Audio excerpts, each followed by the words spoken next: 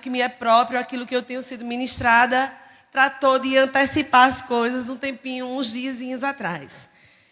Eu queria só lhe situar. Tem uma tribo na África, eu li essa história alguns anos atrás, me chamou muita atenção, que quando uma criança está para nascer, a pessoa responsável por aquela tribo começa a buscar elementos para nomear, dar um nome àquela criança. Aquela criança não nasce e ela coloca um nome, como nós costumamos fazer aqui, que é a junção do nome do pai com o nome da mãe. Isso é uma coisa bem própria da nossa cultura, mas ao redor do mundo os nomes eles são colocados com um propósito, eles têm um significado e o pai e a mãe se debruçam no significado desses nomes para atribuir o nome a uma criança. Nessa tribo não é diferente, só que a pessoa que faz isso é o responsável pela tribo, o líder da tribo. E ele passa dias com essa tarefa até que ele notifica a todo mundo, inclusive aos pais, qual é o nome daquela criança. O que vai acontecer ao longo da existência daquele menino ou daquela menina? Quando ela nascer, uma canção será cantada para ela com o nome dela. Todas as vezes que aquela criança conseguir sucesso naquilo que é próprio de uma criança, por exemplo, quando ela conseguir dar os primeiros passinhos, a tribo se reúne e em celebração canta a canção daquela criança. Aquele menino tirou uma boa nota, ou aquela menina tirou uma boa nota. Novamente a tribo inteira se reúne e aquela canção mais uma vez é cantada. Mas quando aquele menino for desobediente, pintar o 7, ele vai levar uma lapada da tribo inteira? Não. A tribo vai mais uma vez se reunir todinha, vai reunir com aquele menino e vai cantar mais uma vez a canção daquela criança. A correção para aquele menino ou menina não será, então, ficar de castigo ou receber uma punição ou coisa desse tipo. É lembrá-lo de quem ele é. E olha, eu quero dizer aqui que eu não estou fazendo apologia à não correção das crianças, viu, irmãos? Eu tenho 2 filhos e eu sei muito bem o que é educar um menino e uma menina dentro de casa, quando ele resolve desobedecer. E a gente sabe muito bem, né, do que são capazes esses serizinhos humanos que o Senhor confiou a nós. Então não confunda 6 com meia dúzia, porque o que eu quero dizer é que a palavra que eu tenho para compartilhar para o seu coração nessa noite, minha querida irmã, e você que está ouvindo essa ministração, eu estou cantando para você a canção que Deus escreveu originalmente. Muito está nas redes sociais, que a propósito eu nem abri ainda hoje, a respeito desse dia. Muito se diz, o meu filho hoje de manhã passou por mim e disse assim: não vou lhe dar os parabéns, né, de Feliz Dia das Mulheres. Eu disse: não, por quê? Porque eu acabei de ler que não é dia de parabéns, é dia de luta. Aí eu disse: não, aqui em casa é dia de paz. Pode dar assim, né? Mãe, o negócio está complicado. Eu digo: pois é, nem abri para ver, porque muito se diz nesse dia e dá uma confusão tão grande nas nossas mentes. Aí eu trouxe um vídeo para a gente começar cantando a canção do céu para você. E eu queria que você prestasse bastante atenção no conteúdo desse vídeo, porque é sobre você.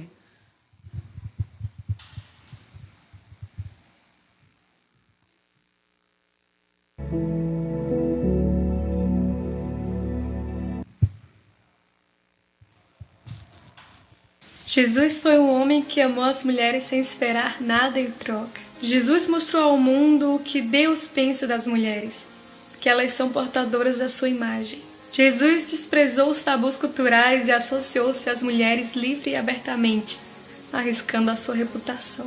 Jesus conversou com as mulheres em plena luz do dia, apesar dos seus discípulos desaprovarem. Jesus elogiou a adoração feita por uma mulher pecadora, embora um líder religioso tivesse considerado aquela atitude um ato escandaloso. Jesus chamou uma mulher encurvada à frente da sinagoga, embora fosse inapropriado, já que era uma área restrita para homens. Jesus viu as mulheres que passavam desapercebidas e as colocou no centro do palco, no drama da redenção, com o holofote da eternidade focado sobre elas. Da mesma forma que Jesus derrubou as mesas dos cambistas no templo, ele derrubou os maus tratos e a exploração contra as mulheres. Jesus não somente aceitou as mulheres como elas eram, ele as desafiou a quererem ser mais. De Maria de Nazaré a Maria de Madalena, Jesus tornou as mulheres instrumentos especiais e excepcionais para realizar os seus propósitos divinos. Jesus se importava com as mulheres. Jesus fez uma pausa num dia atarefado para ajudar uma mulher que sofria de hemorragia. Jesus parou o que estava ensinando para levantar o queixo de uma mulher encurvada. Jesus andou quilômetros para livrar uma menina de um espírito maligno. Jesus esperou pacientemente sob o sol escaldante a chegada de uma mulher samaritana para ter uma conversa com ela. Sim, a conversa mais longa de Jesus registrada no Novo Testamento foi com uma mulher. Quando Jesus ressuscitou, a sua primeira aparição foi para uma mulher. Jesus sempre proferiu palavras de liberdade para as mulheres. Mulher, você está livre da sua doença. Filha, a sua fé te curou. Eu também não te condeno. Vá e abandone o seu pecado. Enquanto muitos movimentos libertam as mulheres para si mesmos, movimentos estes que tornam você escrava do seu libertador, Jesus libertou as mulheres para a eternidade. Foi para a liberdade que Cristo nos libertou. Qual é o Deus que faz isso? O Deus que ama as suas filhas. A história dessas mulheres é a nossa história. O sofrimento delas é o nosso sofrimento. A esperança delas é a nossa esperança. A vitória delas é a nossa vitória. Pois a história, o sofrimento, a esperança e a vitória é Jesus em nós. Toda menina precisa crescer sabendo que ela tem valor e foi feita à imagem de Deus. Toda menina precisa crescer com a expectativa de querer que o seu potencial dado por Deus seja liberado e desenvolvido em seu incrível amor. Meninas, mulheres, mulheres, meninas, Jesus nos ama de forma única e especial. Feliz Dia da Mulher! Compartilhe esse vídeo com todas as mulheres que você conhece. Deixe que elas saibam o quão especial elas são. Isso é o que a Bíblia diz sobre as mulheres. Eu já disse aqui que eu começo a prestar atenção especial nas situações, nas palavras que eu escuto ao meu redor. Mas, nesses dias, se repetiram várias e várias vezes uma conversa a respeito de uma ministração que houve no seminário, na capacitação do Ministério Infantil. Nós estávamos conversando sobre as canções que as crianças ouvem e como elas entendem essas canções. E aí, me surpreendeu a direção que a conversa tomou, porque ficou cada vez mais engraçada. Quem nunca aqui se atrapalhou com a letra de uma música, né? Deixa eu lhe dizer, o Fábio até adulto, ele queria saber o que é que Moisés tinha ido fazer lá no Monte Horebe, assando sardinha. Por que será que Moisés subiu no Monte Horebe para assar sardinha? Quando ele era criança, no conjunto infantil, na Assembleia de Deus, ele ouviu que no Monte Horebe a sarça ardia e entendeu assar sardinha. Então ele cresceu crendo que o que Moisés tinha ido fazer no Monte Horebe era assar sardinha. E aí levou, irmãos, tipo assim, né? Não foi uma coisa que se esclareceu rápido. Os anos passaram e ele cria no tal do assar sardinha. Minhas primas, elas conviveram quando um dos meus tios faleceu muito de perto conosco. Nós levávamos essas meninas lá para Nova Vida. E teve uma época lá que a gente cantava demais aquela canção videira. Vocês lembram? Tu és o Deus que quebra todas as cadeias. Como as minhas primas entendiam. Tu és o Deus que quebra todas as cadeiras. Imagine que imagem, né? Quebrando tudo que era cadeira. Mas no seminário, a moça que estava nos ensinando a respeito das canções que as crianças pequenas cantam, ela disse que aconteceu um episódio lá na Assembleia de Deus do Pinheiro, em que as crianças vinham cantar aqui no Santo Amaro e uma das crianças começou muito empolgada cantando a música que eles tinham ensaiado. E a música, uma das frases era: estou envolvido numa grande obra. A história de Neemias, obviamente. Como a menina entendeu: estou envolvida numa grande cobra. E aí ela se empolgou a cantar a plenos pulmões. Quando as outras crianças ouviram a história da grande cobra envolvida, elas cantaram cada vez mais empolgadas. Daqui a pouco, todo o conjunto infantil estava cantando: estou envolvida numa grande cobra.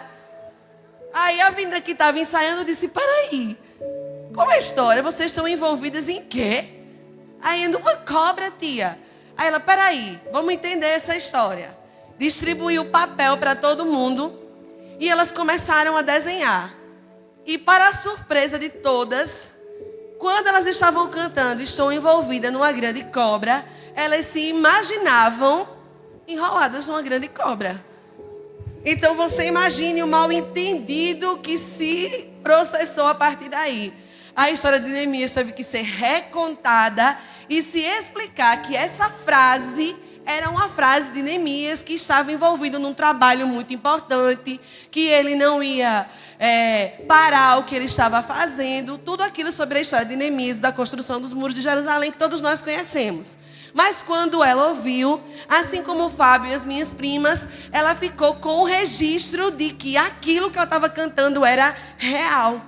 Aí eu fiquei pensando com os meus botões. E aí essa história vem desde janeiro matutando na minha cabeça. Como foi que essa menina creu? Ela creu porque ela ouviu. Mas isso não é bíblico? Como ouvirão, se não há quem pregue? Ela entendeu e ela guardou o registro na cabecinha dela que ela ouviu e creu. Mas como foi que ela levou as outras crianças a crerem? Ela não pregou um sermão. Ela não distribuiu panfletos. Ela não usou o telão explicando que que ela estava envolvida numa grande cobra. Ela apenas declarou aquilo que ela cria. Ela apenas cantou. E cantou com tanta convicção que convenceu os outros. E todo mundo foi induzido ao erro. Mas como eu disse, quem nunca? Porque, né, irmãos? De vez em quando acontece aqui, né? Sai da tua tenda, lhe mostrarei as estrelas do mar. E não sei se vocês prestam atenção, mas às vezes a gente dá umas ratadas cantando, falando. Acontece. E você pode dizer: mas o que é que isso tem a ver com a ministração de hoje? Tem a ver com a estratégia que Satanás usa pela nossa incapacidade de perceber 100% as coisas que a gente ouve.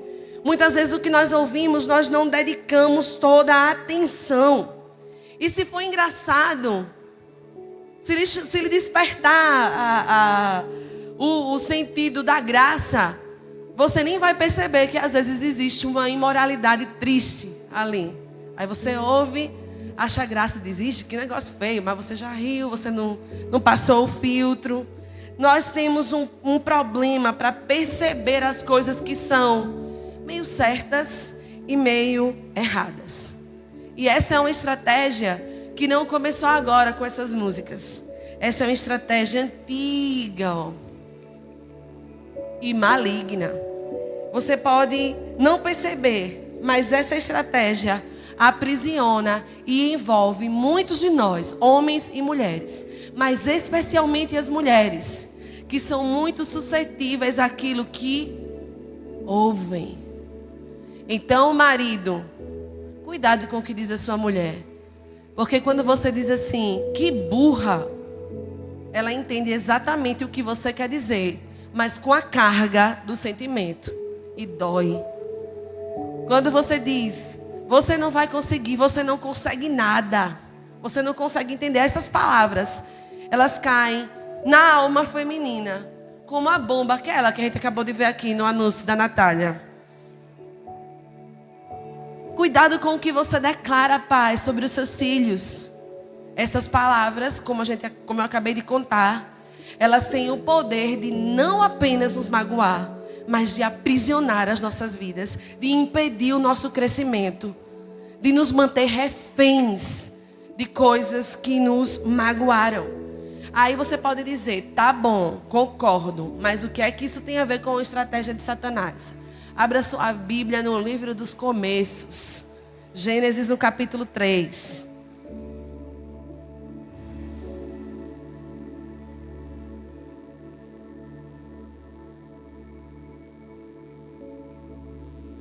Alguns versículos, diz assim, a partir do versículo 1, Gênesis capítulo 3, versículo 1. Mas a serpente, mais sagaz que todos os animais selváticos que o Senhor Deus tinha feito, disse à mulher: é assim que Deus disse, não comereis de toda a árvore do jardim? Respondeu-lhe a mulher: do fruto das árvores do jardim podemos comer, mas do fruto da árvore que está no meio do jardim, disse Deus, dele não comereis, nem tocareis nele, para que não morrais. Então a serpente disse à mulher: é certo que não morrereis, porque Deus sabe que no dia em que dele comerdes, se vos abrirão os olhos, e como Deus sereis conhecedores do bem e do mal. Vendo a mulher que a árvore era boa para se comer, agradável aos olhos e a árvore desejável para dar entendimento, tomou-lhe do fruto e comeu. E deu também ao marido e ele comeu. Mas que coisa. Abriram-se então os olhos de ambos e, percebendo que estavam nus, cozeram folhas de figueira e fizeram cintas para si. Foi isso que Deus disse? Foi isso que Eva declarou, aquilo que Deus disse a ela? Vocês me confirmam, sim ou não? Foi isso que Deus disse? Vamos ver se foi isso que Deus disse. Alguns versículos antes, no capítulo 2, versículos 16 e 17.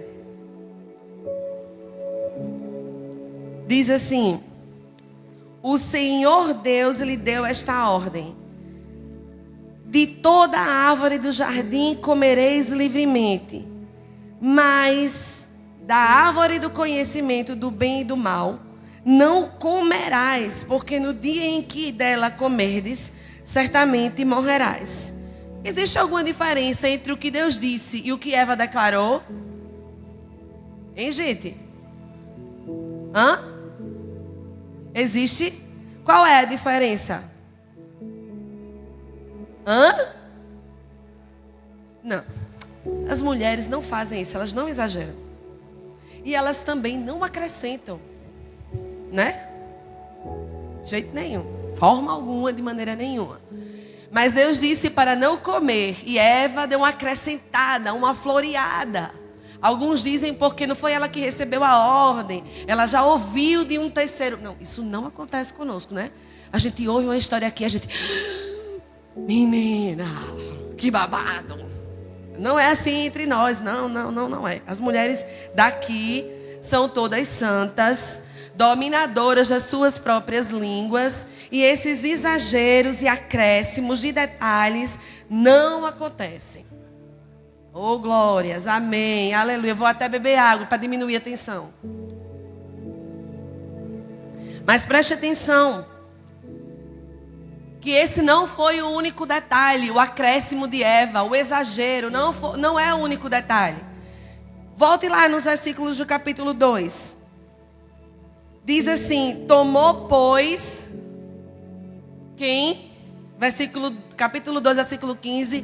Tomou, pois, vamos lá, gente. Tomou, pois, o Senhor Deus, não é isso? Ao homem colocou no jardim do Éden, para cultivar e o guardar. Versículo 16. E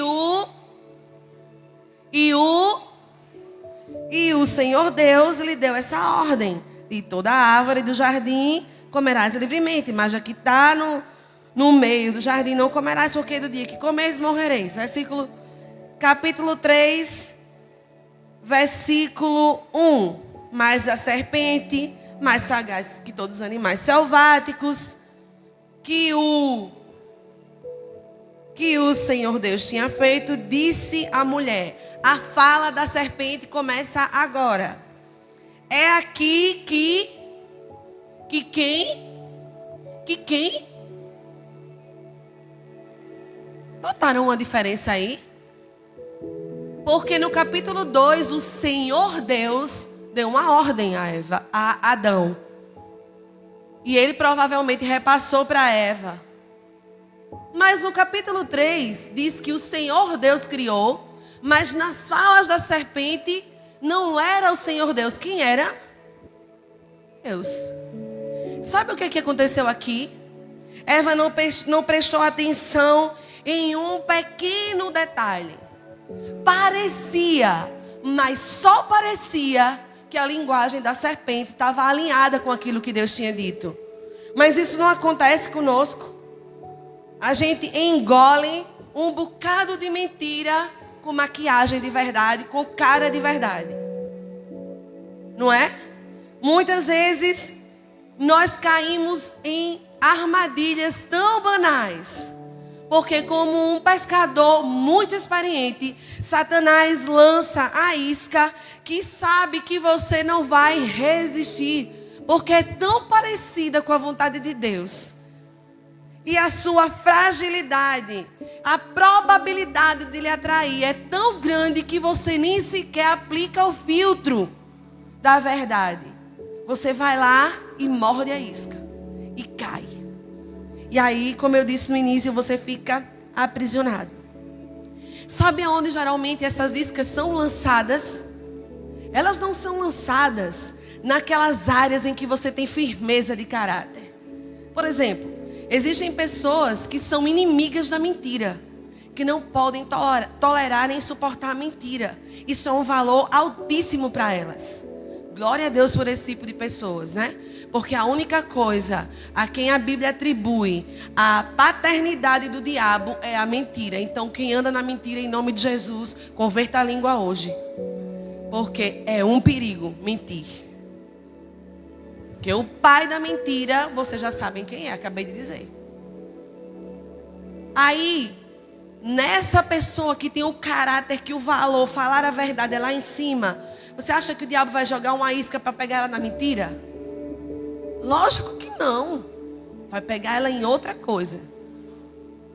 Mas se você é muito suscetível ao que você vê, se você gosta é alimentada pelas coisas que você está vendo, muito provavelmente a isca vai vir para atrair você. E eu não estou falando de vídeos pornográficos ou coisa desse tipo. Que ninguém lê os nossos pensamentos, irmãs, mas Deus sabe. Às vezes você olha, viu aquele cabelo tão arrumado, tão parecido com o da propaganda do Frutix ou do Seda. Aí você diz, a irmã passou, que presepada, uma mostrada, não sei o que, não sei o que. Você não verbalizou, mas pense num negocinho que é a cabecinha. A gente vai mais ligeiro do que a luz. Só que tem uma coisa, muitas pessoas se perdem nisso. Aquele que ouve os nossos pensamentos, que muitas das vezes nós não vigiamos. Muitas pessoas não vigiam o que pensam. Eu já disse aqui várias vezes, eu tenho um problema com os meus pensamentos, eles são acelerados demais. Às vezes eu estou aqui, aí escuto uma palavra, aí a minha cabeça dá uma volta e meia no mundo para eu me reconectar. E daqui a pouco eu volto. Eita, perdi, foi muita coisa. Aí eu estou escrevendo, boto 3 pontinhos, que naquele momento eu já sei, me desconectei completamente. Algumas pessoas não vão ser tentadas nos pensamentos, porque elas andam tão distraídas, mas elas vão receber iscas em outras áreas. Algumas dessas meias verdades que nós ouvimos e com as quais nós somos enganados, são mentiras completas. Por exemplo, você não tem valor nenhum. Como não tem valor? Jesus morreria numa cruz, deixaria cada gota do sangue dele ser vertido por alguém ou por algo que não tem valor nenhum? Sério? Você não consegue fazer nada certo. Como assim? E as habilidades que Deus lhe deu? Ficam onde? Essas meias verdades se apoiam na nossa cultura familiar, na cultura da nossa nação, se apoiam também nas nossas crenças. E eu queria compartilhar com vocês algumas dessas mentiras que eu aceitei na minha vida e tive como reais por muitos anos da minha vida, até que eu, em 2014, fui terrivelmente confrontada pelo próprio Espírito Santo, e ele usou algumas pessoas e algumas ministrações e alguns livros para me tratar em algumas coisas da minha vida. Alguns anos antes, eu também fui bastante confrontada com algo que eu já compartilhei aqui e a gente trata num outro momento. Mas quando eu sofri esse acidente, o Glauco estava comigo dentro da sala e ele sabe que foi me dada a oportunidade de não fazer a cirurgia e colocar o osso no lugar. Imagina, irmão, se vocês não conheciam, eu vou dar uma dica sobre o pastor Glauco. Quando ele estiver muito nervoso, ele vai estar muito risonho. Ele começa a rir. Ele não consegue se controlar, então ele está nervoso. Aí eu olhei para ele e disse: olhe, além de médico, você é meu amigo, o que é melhor? Ele disse: colocar o osso no lugar. Aí o médico querendo me enganar. No 3, viu? Vou colocar no 3. 1, 2. Aí no 2, vai para o lugar. Aí, né, eu quase vi Jesus e os anjos cantando: Santo, Santo, Santo, Santo. Eu acho que se a minha unha fosse igual a do Wolverine, eu tinha rasgado assim a parede. Da dor. Mas aí eu disse: ai, meu Deus. Acho que essa foi a dor mais terrível que eu já senti na minha vida. Não aguento mais. Aí tive que fazer uma cirurgia. Porque a gente tem que dominar a língua mesmo, viu? Porque doeu tanto quando passou o efeito da cirurgia que meu marido me deu 25 gotas de Rivotril para acalmar a dor. Depois esse é outro caos que eu conto, né? Como foi que eu sobrevivi a 25 gotas de Rivotril. Muita oração do meu marido e da igreja, né? Mas eu sobrevivi. Bom, o que eu percebi com isso? Quando eu fiz a cirurgia, que eu acordei e que eu senti a dor de ter parafusos, apoios do lado de fora do pé. Aí eu disse: meu Deus, eu pensei que aquela era a maior dor que eu já tinha sentido, mas essa é muito pior. Ai, Jesus. Aí tive que tirar os negócios de fora do pé, no cru. Aí eu disse: Jesus amado, todo dia Deus está me contrariando. Eu digo: não aguento mais. Aí Deus vai, aí eu digo de novo: não aguento mais. Aí tem que tirar. Eu digo: peraí, Jesus, eu acho que agora já deu, agora já não é, eu realmente não aguento mais. Fui fazer fisioterapia. Ai, meu Deus, vai voltar a andar. Ai, irmãos, eu chego a arrepio quando eu lembro dos exercícios que eu tinha que fazer para voltar a fazer os movimentos e estar aqui de pé hoje. E aí eu aprendi com Deus: você não acha melhor não dizer que não aguenta mais? Porque eu já provei para você que você pode muito mais do que você imagina. Tá. Tem razão, Jesus. Eu sei que eu posso mais. Vamos lá. De novo, Senhor, para aquela fisioterapia. E aí fiz a segunda cirurgia e descobri que esse negócio de que eu não posso mais não é uma verdade. Isso é uma mentira. Quando você diz assim: eu não aguento mais, diga não, porque você pode muito mais. E eu não sou aquele tipo de pessoa que diz assim, Filipenses 3,13 diz: posso todas as coisas naquele que me fortalece. Porque você tinha que ler os versículos antes, que é Paulo dizendo: posso ter fome, posso estar saciado, posso estar vestido, posso estar nu, posso estar seguro ou no meio de uma guerra. Posso todas as coisas naquele que me fortalece. Teve isso antes desse versículo. Então, quando você disser posso todas as coisas naquele que me fortalece, entenda que esse poder é para passar por toda e qualquer circunstância na autoridade do nome de Jesus. Guerrear sim, mas prevalecer. Não estamos derrotados, irmãos. Estamos de pé, avançando. Claro, sofremos lutas, passamos dores, somos tentados, atribulados. Mas quem nos separará do amor de Deus? A gente precisa ser menos crente nessas mentiras que vão se agarrando à nossa alma. Porque eu levei uma lição. E não foi do médico nem do fisioterapeuta que tinham tanta pena de mim. Foi do próprio Senhor que disse: Érica, quando é que você vai parar de dizer que não aguenta mais? Eu não lhe mostrei não que você pode muito mais. Fui eu que disse ao médico que achava que caminhava melhor usando um salto. Fui eu, depois que entendi, eu digo, agora eu vou voltar a andar. E eu vou usar salto. Pode não ser agulha, mas que eu vou botar um salto no meu pé, eu vou. Porque eu bem que gosto. Eu comecei a treinar em casa. Aí cheguei ainda, eu digo, eu quero marcar uma consulta para ir no médico. Por quê? Eu digo, porque eu fiz uma descoberta sobre meu pé. Ele, Fábio, o quê? Que eu posso andar melhor de salto. Aí quando eu cheguei lá, o médico, não, deixa de invenção. Eu digo, olha aqui, doutor. Aí ele, menina, você tem razão. Ande com esse sapato, é perfeito para você. Se for um saltinho, um bloco de até 3 dedos, irmão, ando com ele assim firmemente, ando até melhor, sem puxar da perna. Mas eu aprendi primeiro o que a gente pode, muito mais do que o que a gente imagina. A outra coisa, ai Jesus, eu não aguento mais essa irmã. Meu pai tem misericórdia, gente complicada. Né? Primeiro, a primeira complicada sou eu, não é? Se você soubesse como eu sou complicada... Eu, para lavar os pratos, primeiro separo os talheres dos copos, dos pratos e lavo por parte, para os copos não ficarem com fedor de graxa, nem de gordura, né? As roupas, na minha opinião, pelo amor de Deus, não creia como eu, vá viver sua vida com liberdade, em nome de Jesus.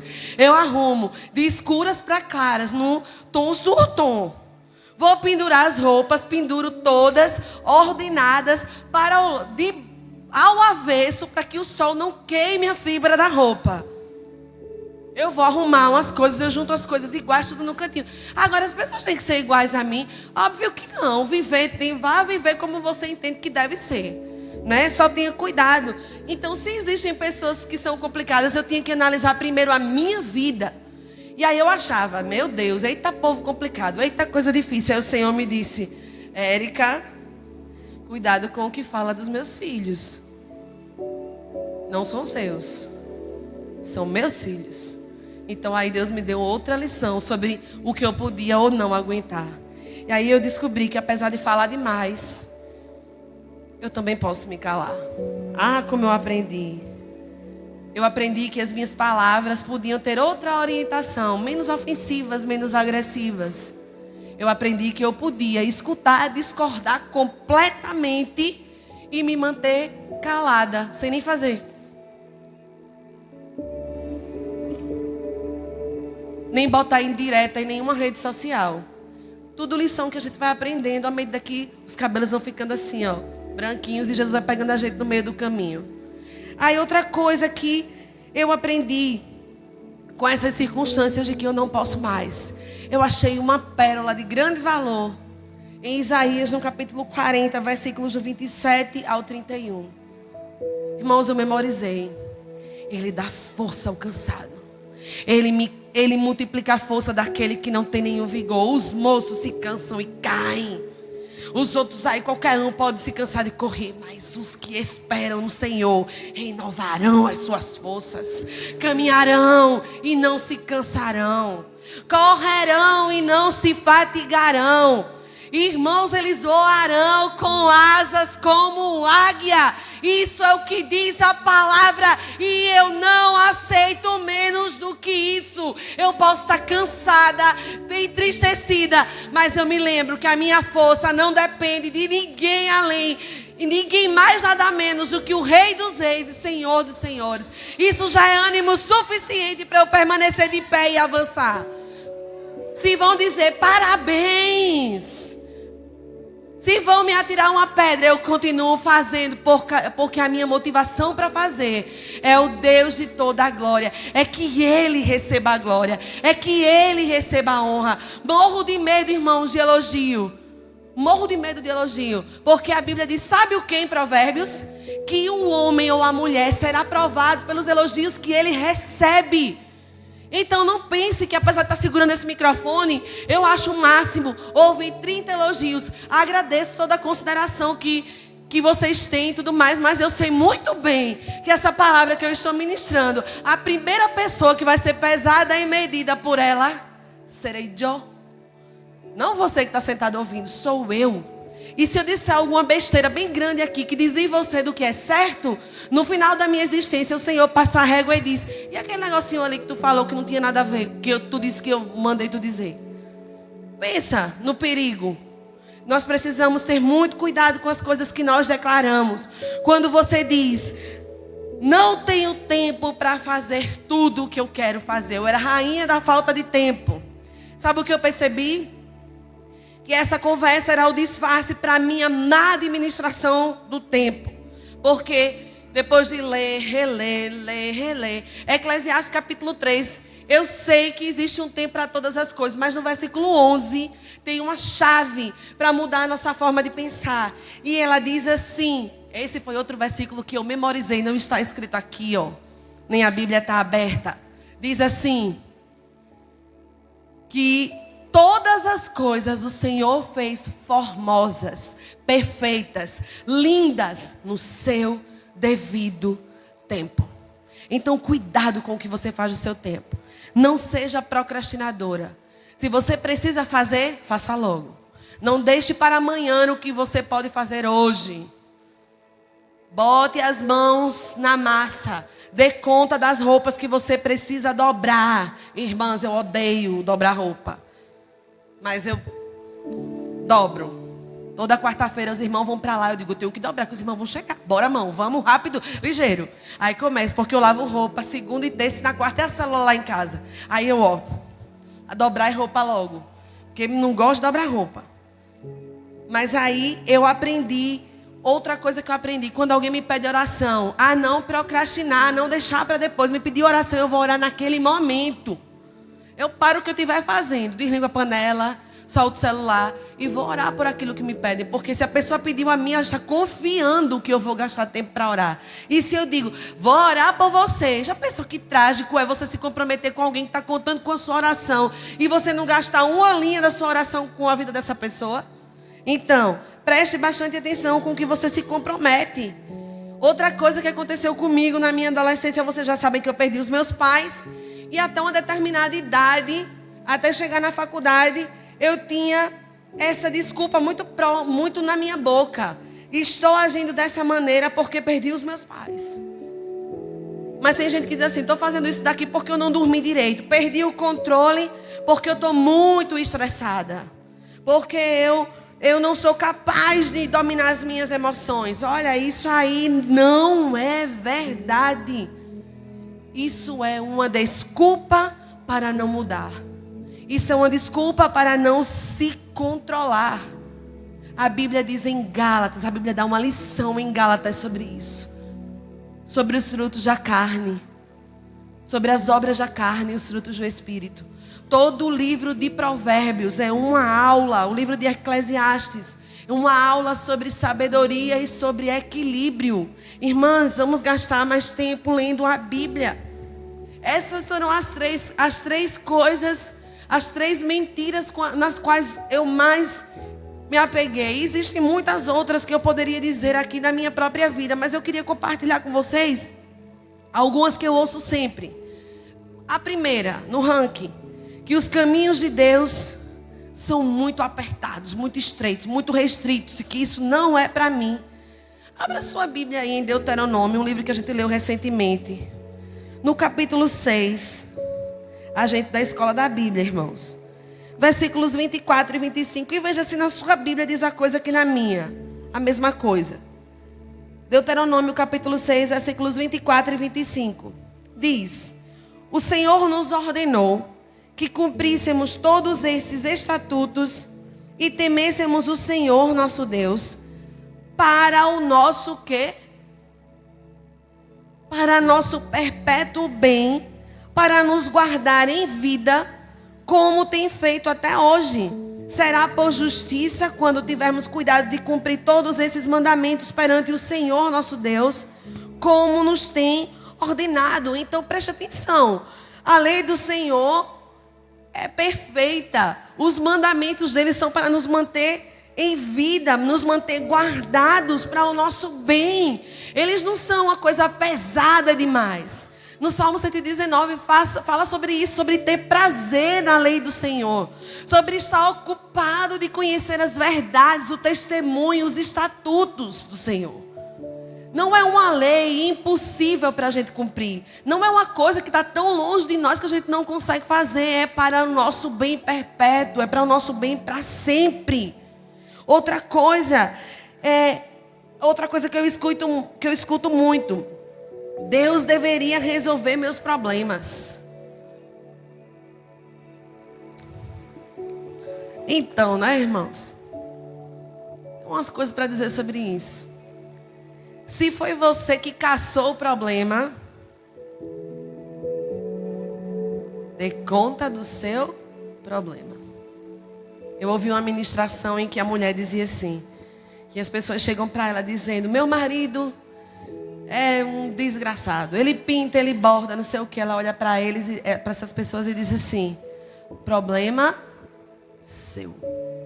E que bom que o problema é seu, porque ele é seu, você pode fazer alguma coisa. Triste é quando não é seu, porque aí outra pessoa tem que fazer alguma coisa, mas quando é seu, você tem que trabalhar para resolver. Existe uma maneira de evitar problemas. É não procurar problemas. E se você está envolvido em conhecer a verdade de Deus para a sua vida, você vai andar evitando problemas. Irmãos, a vida é dura sim. Existem dificuldades, existem situações que nós precisamos superar todos os dias. Existe um poema antiquíssimo, chama Canção dos Tamoios. A gente estuda literatura lá na escola, eu nunca esqueci isso. E o meu tio sempre me escreve usando essa frase: vou ficando por aqui porque a vida é luta renhida, é acirrada, é dura, é forte. Se você for ler a Canção dos Tamoios, ele fala justamente sobre isso, sobre essa batalha na qual nós estamos envolvidos. Quando você tiver dificuldade, quando você tiver problemas, e foi você o causador, foi você a causadora, arregace as mangas e faça o que precisa ser feito. Se é se humilhar e pedir desculpas e perdão, peça.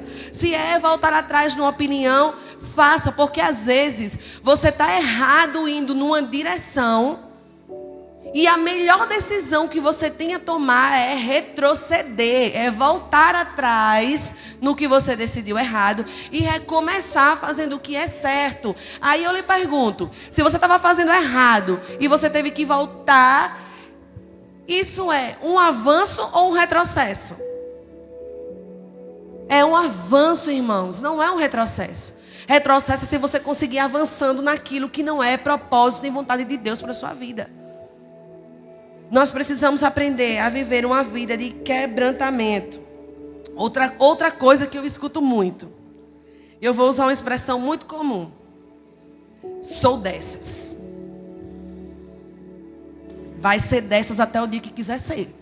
Porque no dia que decidir mudar, no dia que receber revelação, vai viver Filipenses 1,6, que diz o quê? Aquele que começou a boa obra na minha vida vai aperfeiçoar até o dia de Cristo. Se você é dessas, deixe de ser dessas e seja de Cristo. Porque a gente, atrás dessa frase, esconde, sabe o quê? Um mundo de deboche, um mundo de falta de educação, de falta de respeito, que a gente precisa corrigir, sim. Se você usa a frase porque ela está da moda, ela é isso, ela é aquilo, é uma coisa. Mas quando a sua motivação, aquela que você sabe que tem, é diferente daquela que a palavra de Deus declara, cuidado, você pode estar em rota de colisão com ninguém menos do que o eterno. Quem vai ficar despedaçado? Você ou o eterno? Eu mesmo não quero, vou entrar em colisão com o Senhor. Das vezes que eu entrei, quem saiu quebrada fui eu. Nunca tive razão. Nunca. Outra coisa, irmãs, que eu escuto. Posso pecar e não ser punido. Eu não vejo nada acontecer, eu vejo o povo aí, todo mundo fazendo e nada acontece. No carnaval eu falei algo aqui. Quem estava aqui naquele dia que eu ministrei sobre a autoridade espiritual? Vocês vão lembrar bem. A Bíblia diz no Salmo 89 que a lei do Senhor é perfeita. A lei do Senhor é perfeita. Se a lei do Senhor é perfeita e ela serve para justos e ímpios, no dia que você ou qualquer outra pessoa, inclusive um ímpio, transgredir essa lei, você estará dando autoridade a quem para lhe julgar? Quem? Quem lhe julga? Não, vamos colocar as coisas no lugar. A lei do Senhor é perfeita. Quem é o justo juiz? Deus. Quem é o seu advogado? Jesus. Quem é o acusador e o promotor? Então, quem lhe julga? O diabo, Jesus ou o próprio Deus? É Deus. É o Pai.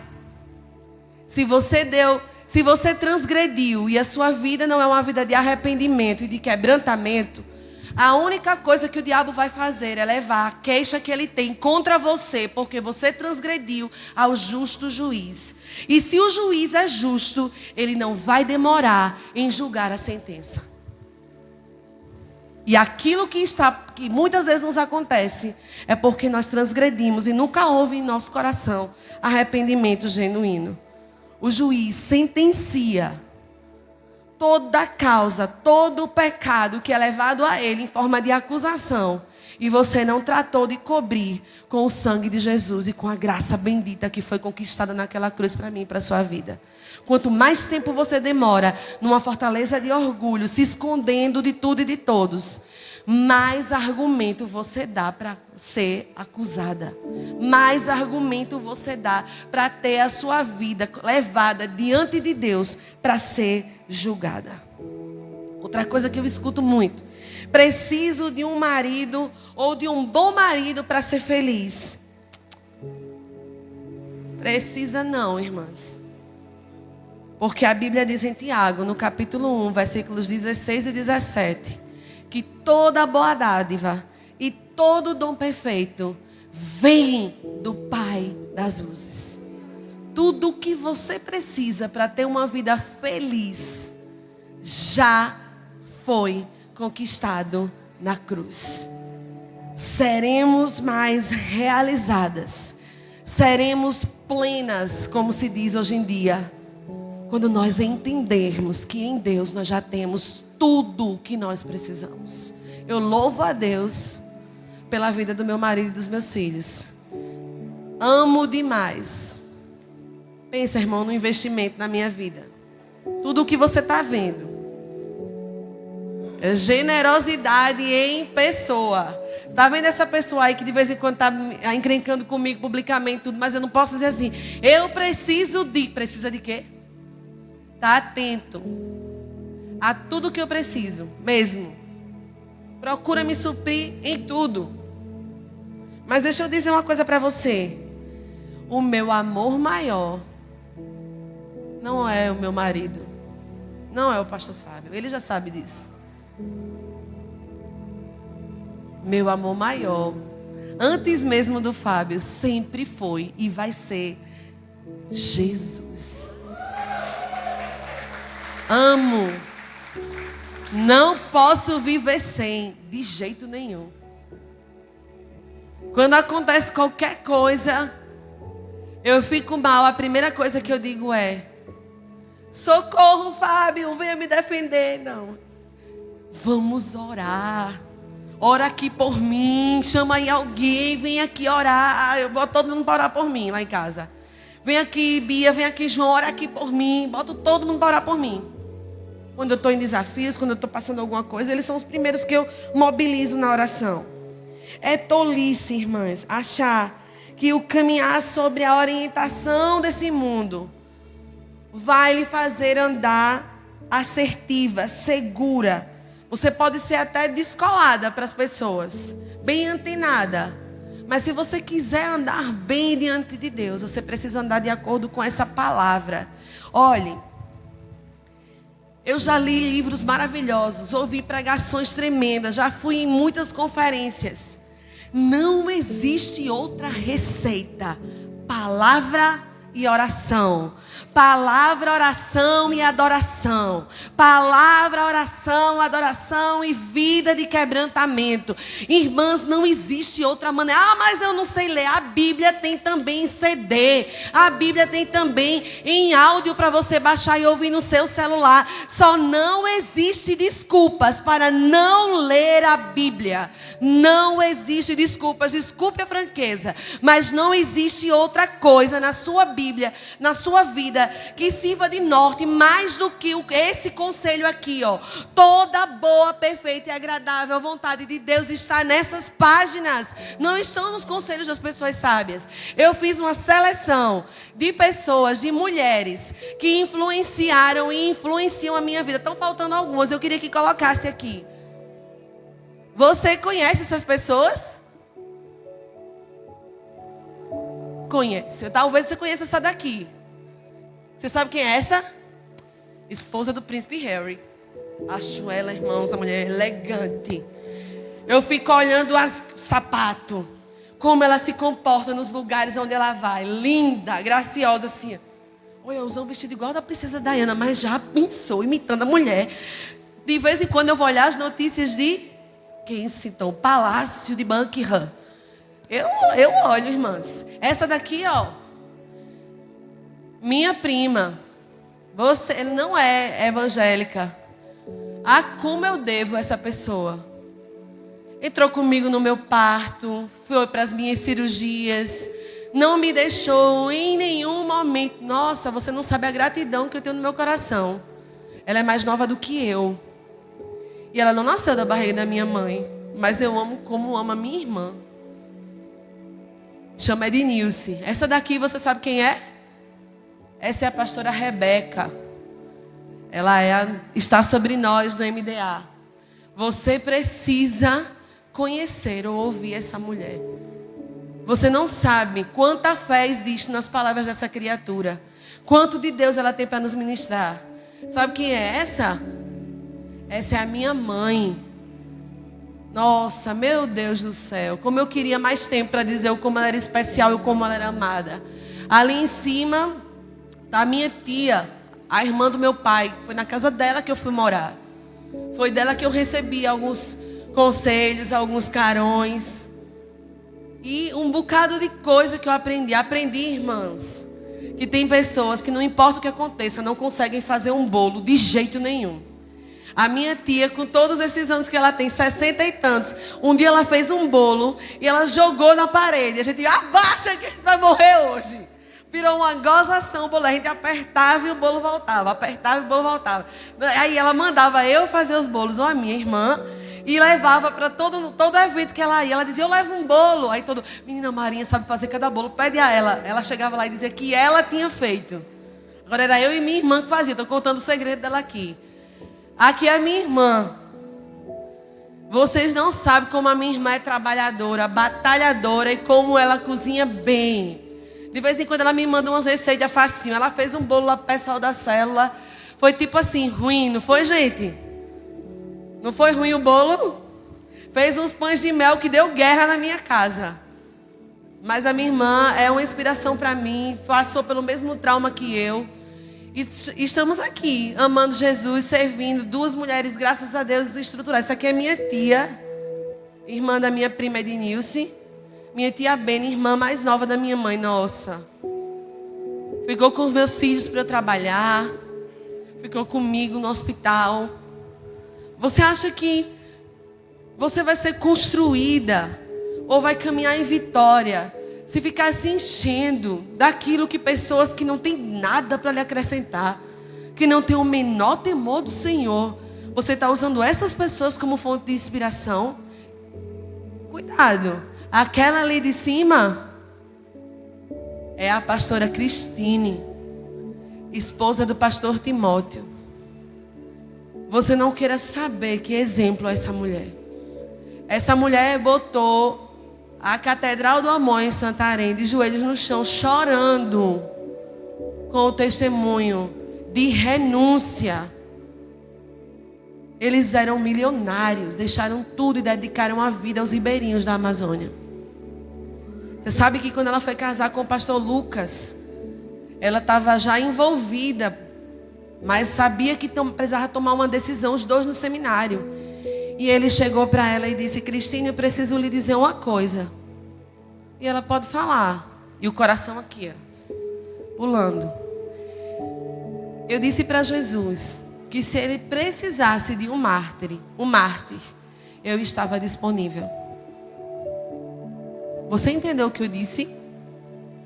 Um homem disse para a futura esposa: tudo bem para você se um dia eu entregar a minha vida pelo Evangelho, eu morrer por isso? Ela disse: tudo bem. E ela ficou sem ele. Ficou com os filhinhos dele. E as histórias que ela conta são de inspirar a vida de qualquer mulher. Essa daqui, ó, é a doutora Rosana Alves, uma neurocientista brasileira. Que mulher! Ela é adventista. Que mulher tremenda. Conhecem aquela dali de cima? Vocês estão conhecendo agora, mas a gente já conhece, ó, há tempos. Que bênção a vida dela. Conhece essas duas daqui do cantinho? Conhece? Essa daqui é a pastora Sandra. Que serva. Que mulher que ama Jesus, cheia do temor do Senhor. Você precisa conhecer ela um pouquinho mais e ouvir as coisas que ela diz para você saber que tremenda mulher de Deus. E aquela ali de cima, essa daí você não conhece mesmo. Alguém conhece essa daqui do cantinho? Conhece? A Val conhece, acho que a Mica, né? Quem mais? Ninguém aqui? Essa é a mulher do irmão Tiago Barros, lá de Natal. Você não conhece um coração mais perdoador do que esse. Eu tenho certeza. Qualquer dia a gente vai trazer eles aqui para vocês escutarem o testemunho desse casal. Você não conhece um coração mais perdoador do que essa mulher. Pense em alguém que passou por todo tipo de coisa, mas que está ali, firme, vencendo. Eu coloquei só algumas. Faltou aqui uma foto da pastora Joseide, que eu amo demais. Faltou a foto de algumas pessoas que eu não consegui pegar. Cuidado com aquilo que você bebe. Cuidado em quais são as pessoas que servem para você como fonte. Porque elas podem ser aquelas pessoas que reforçam essas mentiras do diabo. Cuidado, Fábio. Cadê a sua lista de mulheres que lhe inspiram? Quais são aquelas pessoas que têm exercido influência na sua vida? De que pessoas têm o poder de lhe dizer não aqui na terra? Porque é um perigo caminhar sem alguém para nos colocar um freio. Sem alguém que tenha coragem de olhar nos nossos olhos e dizer: não, está errado.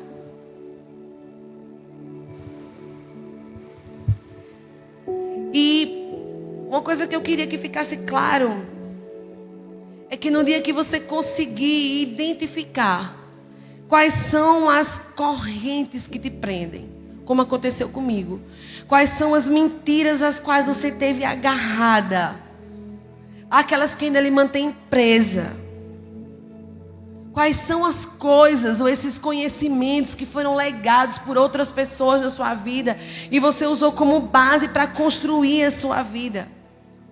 Você vai entender que muitas dessas correntes, muitas dessas prisões são reforçadas por mentiras. E para você ser livre, você não vai precisar desmentir coisa nenhuma, você não vai precisar se justificar de nada. Você vai precisar apenas falar, andar e viver na verdade. Em João, no capítulo 8, versículo 32, Jesus falando dele mesmo disse: e conhecereis a verdade, e a verdade vos libertará. Aí a gente fica com isso, né? E que palavra. Aí Jesus falando ainda dele mesmo disse: se pois o Filho do Homem vos libertar, verdadeiramente sereis livres. Que coisa maravilhosa é viver e andar em liberdade. Tem tanta coisa que nos aprisiona, mas eu queria que você ficasse agora de pé em nome de Jesus. Maiara.